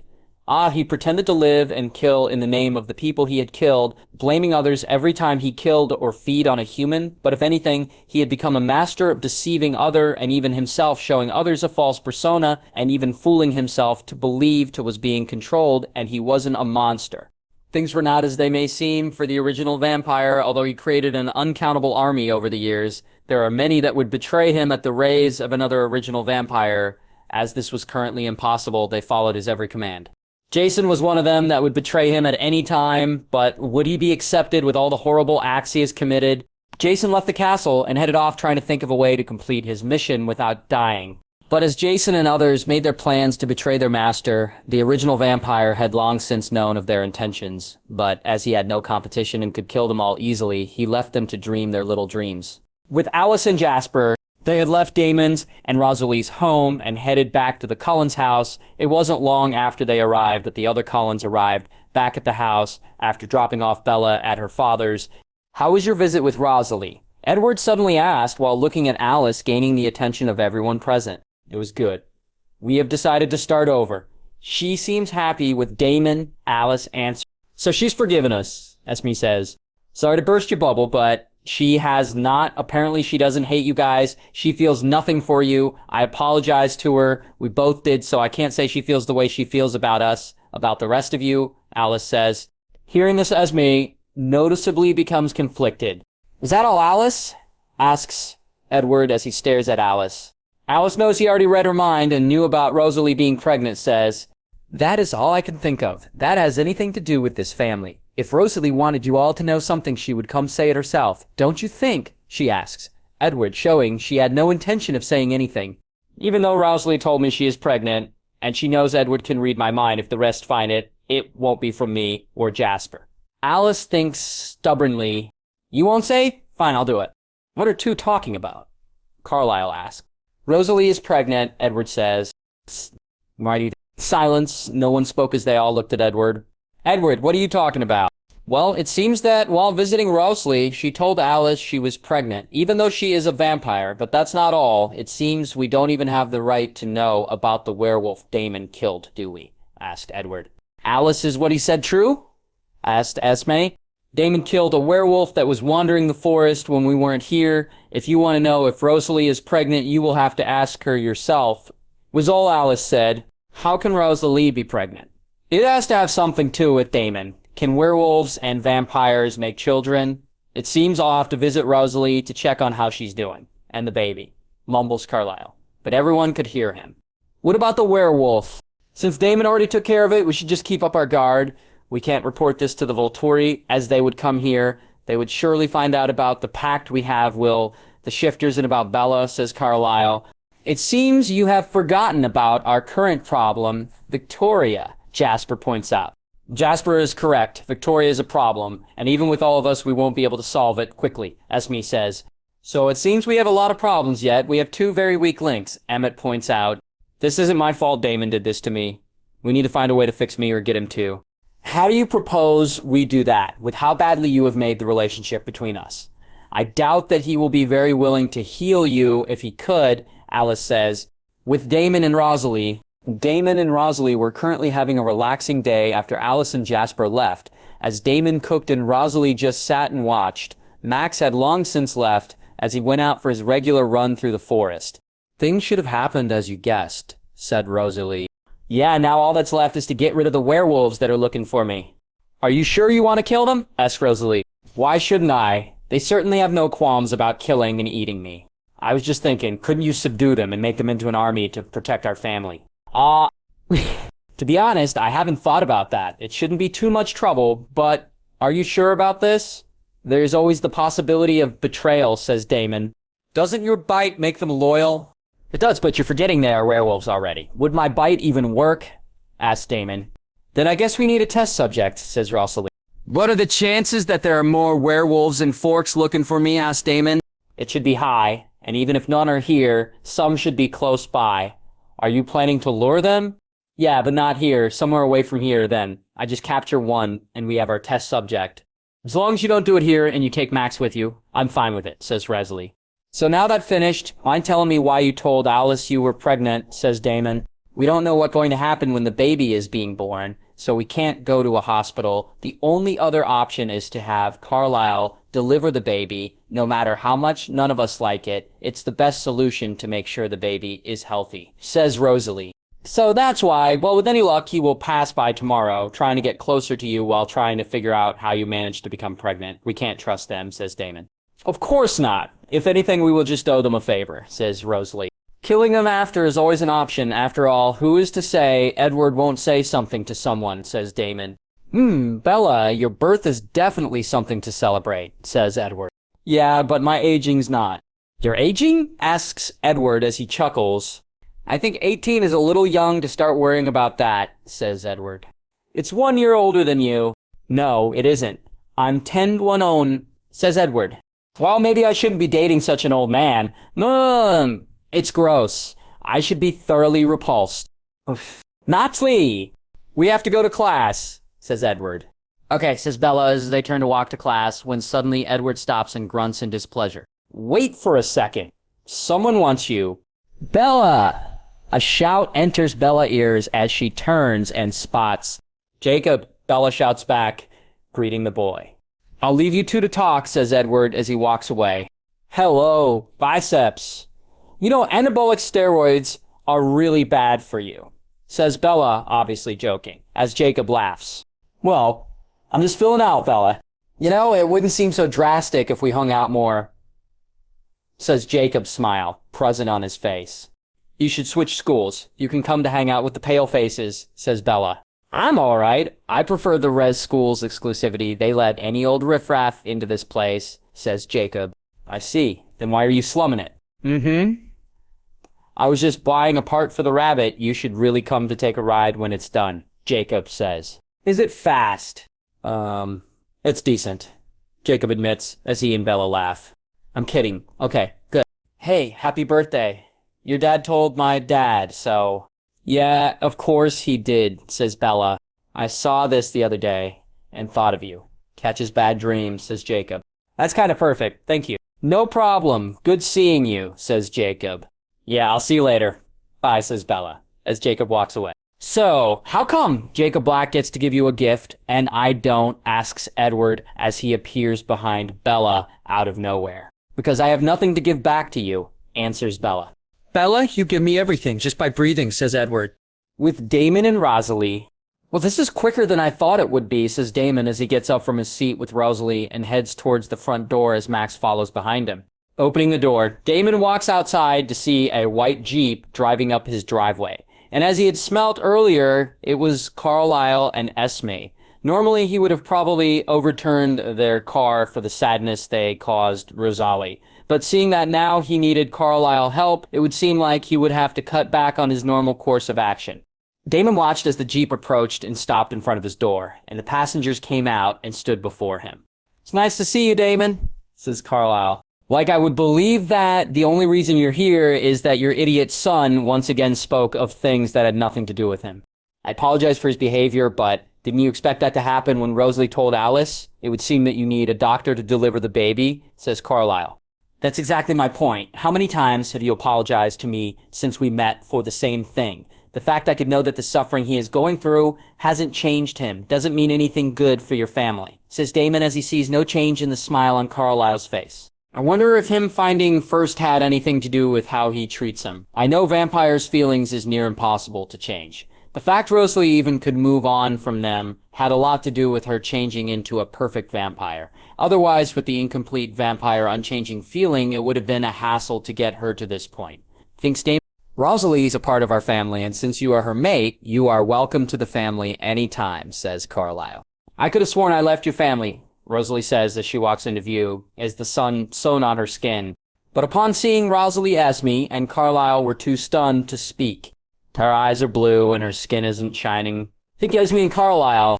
Damon, stop causing trouble. What he is here for is more important. Come inside and get this over with, says Rosalie as she turns and returns to the house with Damon, Esme, and Carlisle following her. As they return to the room Damon and Rosalie were in before, Rosalie took a seat and motioned for Carlisle to get started with the checkup.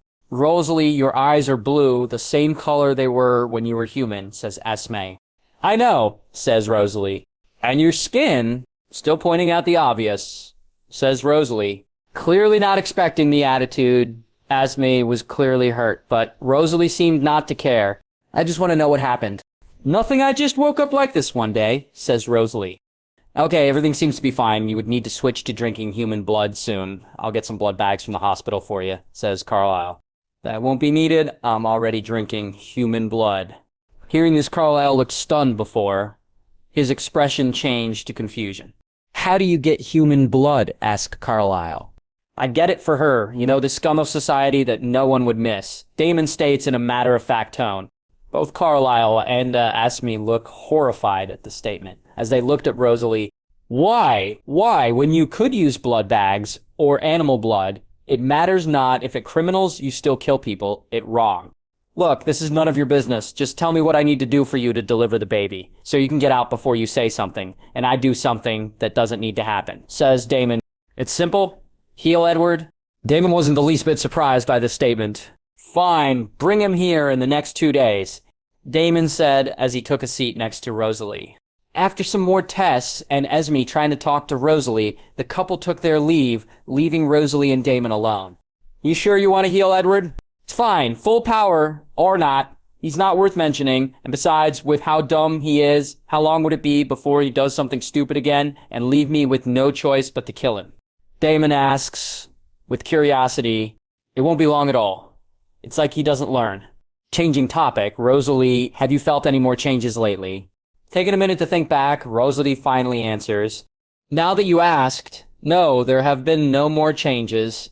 It would seem our little bundle of joy is absorbing most of the aura for herself, leaving less for you to absorb, slowing down your transformation, says Damon looking at Rosalie's belly. So, what does that mean?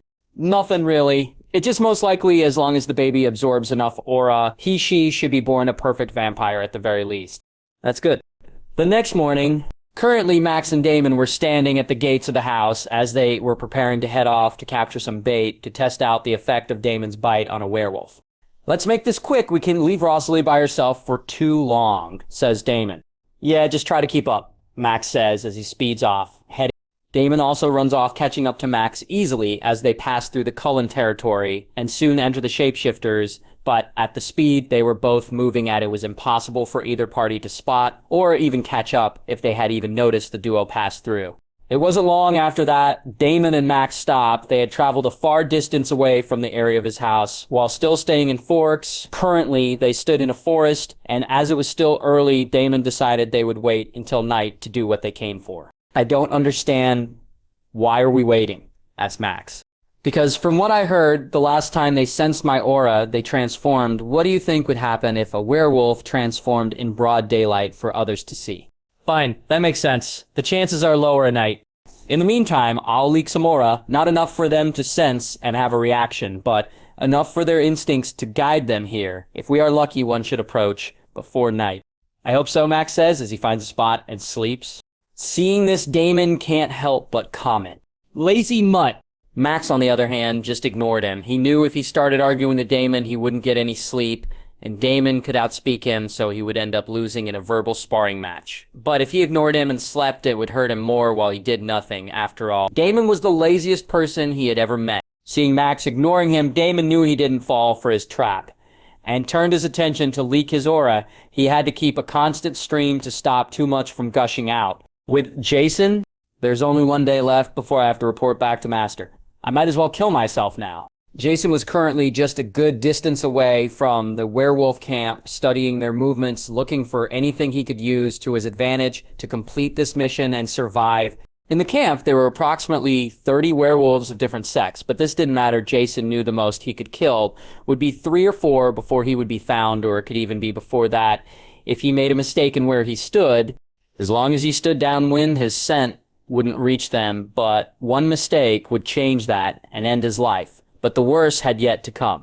There's a full moon coming in a couple of days. No matter how I look at this, I have no chance at surviving unless it seems I have no other choice. I hope I survive this. Seeming to have made up his mind, Jason turned and retreated from the camp and sped towards the city. Exiting the forest and entering back into the city, Jason enters a bar and stays there. He knows his target will come here tonight, but he only hopes this doesn't end up with him dead instead of the werewolves. Back with Damon! My lucky really is bad today. It already getting dark and not even one came. I guess it's time to increase the output. Max, get ready. I'm about to up the amount of aura leaking. It shouldn't take long for our target to arrive. When she does appear, they will be hostile. Get ready to take them down. Max stands as he grows to his true size, now standing 9 feet tall, 13 feet long. Growl. A threatening growl escapes his maw, giving Damon all the information he needs, as his aura spikes and rushes out, alerting all werewolves in the vicinity, while also saving Jason's life, though he doesn't know this. It wasn't long before Damon could hear it. Growls, snarling and howling. From the sound of it, 4 werewolves were approaching him at full speed, fully lost all sense of reason. Damon had no intention of wasting his time subduing them, as he only needed one to test what he wanted. Max, kill one and capture the other. The other 2 I'll kill them myself, says Damon, as his aura stops leaking and he stands up just in time to see 4 fully transformed werewolves speeding towards him.